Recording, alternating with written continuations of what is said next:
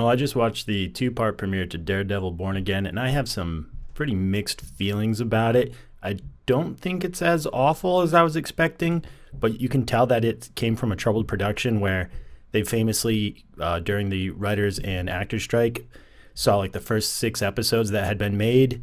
The executives didn't like it. They axed everyone, brought in a new team. These first couple episodes are going to be a combination of reshoots kind of stitched together with things that were already filmed, which, I get it. It makes sense. But you do have kind of like a Frankenstein's monster approach to it. And I don't know. It's not as terrible as I was expecting. It's not as good as I could have hoped for. But, that's pretty much par for the course, I guess, these days. But I didn't think my time was wasted overall. Not super mad at it. But I will get into a few spoiler things because there are some things that kind of like really bothered me. And I don't know if it's just me or is this part of the Frankenstein writing creation. I don't know. So you've been warned. I'm going to go into spoilers. So my biggest problem right out the gate is Bullseye killing Foggy. Now, or Poindexter killing Foggy. He's Bullseye. They do the glove thing, but they don't do like a full costume thing. I don't remember them particularly having beef. I don't know if Bullseye knows that like Matt is Daredevil. I don't know who would have paid Bullseye to kill Foggy and possibly Karen. But he also does that thing where he's so brutal at shooting people at a distance, but he does the slow-mo walk to take out Karen, which I was like, my brother and I have this thing like bang, you're dead, bang, you're dead, bang, you're dead kind of mentality. So I wasn't really sure what the point of that is. Maybe it'll get fleshed out later. Maybe it won't. Maybe it's just to kill Foggy. So we have some kind of like, wow, the stakes have never been higher. Matt throwing Bullseye off the roof in that moment. I'm not sure. I don't really like that beat for the character personally. But I guess you can forgive it in the moment. It just doesn't feel very much like the Daredevil that struggled so hard with morality and Christianity from the Netflix show. One of my favorite things is where he talks about trying to kill Kingpin, and he almost dies, and he takes as a sign from God. But I don't know. I guess it's a small thing, but when you're starting the series like this, to say nothing of like the really cheesy CGI, I don't know why they did so much CGI. We don't really need it. We know how he gets around. We can understand things. I don't think it helps it. I think it only hurts it. So then we do a time jump. Why do only 1 year? You could have done more. Because I'm not even sure what the time jumps were for like between Hawkeye and Echo. I mean, actually, no. Hawkeye and Echo take place almost pretty close. So I'm not sure how the timelines in this add up. They do mention a few things from Echo. Kingpin specifically talking about how he doesn't have kids, but he did.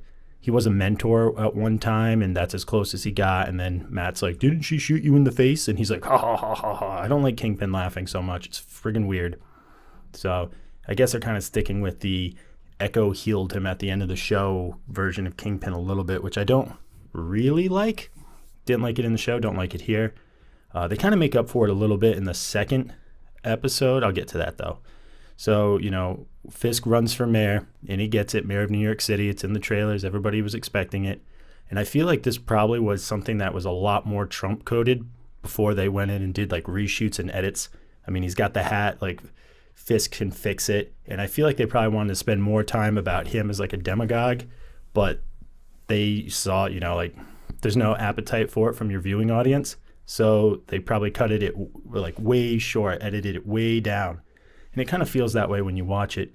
Feels like the whole mayoral race just kind of happens and get it out of the way in the first episode. And you can take your time with these stories. I don't need them to be rushed through, but whatever. Like I said, they're Frankensteining bad ideas plus things that were already filmed, and they're doing their best. And to their show's credit, it mostly works. So that's pretty much all of episode 1, really. There's not a whole lot else going on.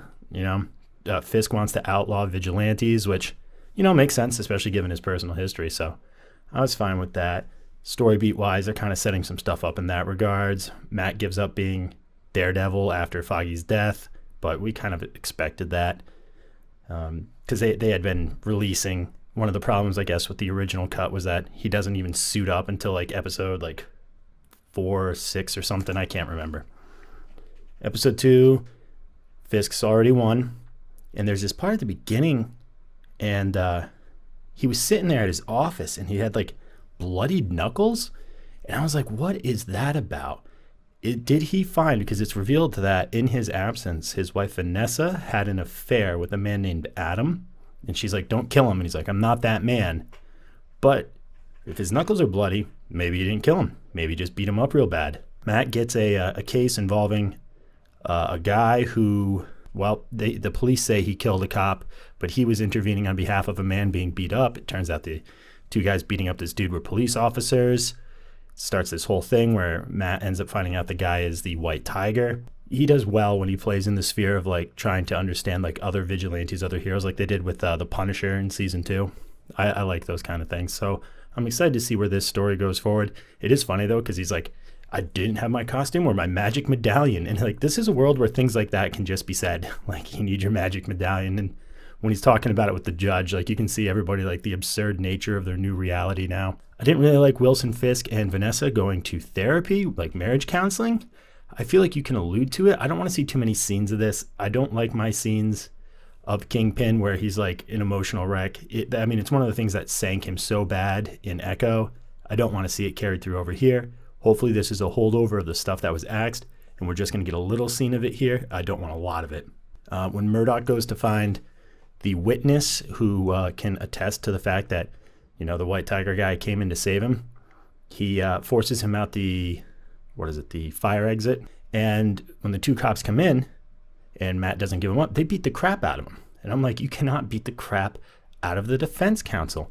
People are going to know. They're going to pay attention. They're going to think this is an admission of guilt. Like, he's like, I'm a very credible witness. Look at this. They beat me up. So after they're beating him up, though, the guy pulls a gun on him and he's like, I'm going to kill him. Oh, it's also revealed he has like a weird like Punisher tattoo kind of thing. And I was like, are these like the apostles of the Punisher? Like kind of like a Sons of Batman sort of thing. They've done this kind of storytelling before in the past. So we'll see how it plays out. But it could be interesting to have like the Punisher go out and be like, these guys are killing in my name. Absolutely not. So that could be an interesting way to like get Frank Castle back into the mix. And I'm sure that's probably where they're headed. So instead of being executed, Matt Murdock goes full Daredevil mode and brutalizes these guys. And I gotta wonder, like, are they dead? Like, narratively speaking, are they dead? Because if they're not dead, they're going to have a heck of a story to tell about how Matt Murdock whooped them, how this blind guy beat him up. Now, maybe there's some way to work around it. Maybe Punisher does get involved and he executes these guys. Maybe they just died. But the idea of Matt taking a life, they've already gone over it a bunch. So I don't know.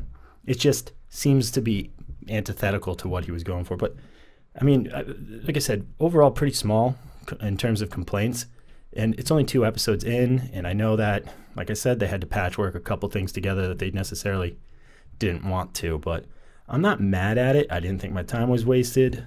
I'm kind of excited to see where it goes. It's a pretty good ending for a 2-parter. We'll see how the first half of the season goes and if they can kind of keep it together. I've heard that the back half of the season is kind of like more of the original stuff, that they don't have to worry about incorporating as many storylines from like the failed 6-episode shoot. So I don't really know, but I'm excited to find out. I didn't think it was a waste of my time. And looking forward to next week's. All right. What do you guys think? Let me know. Later.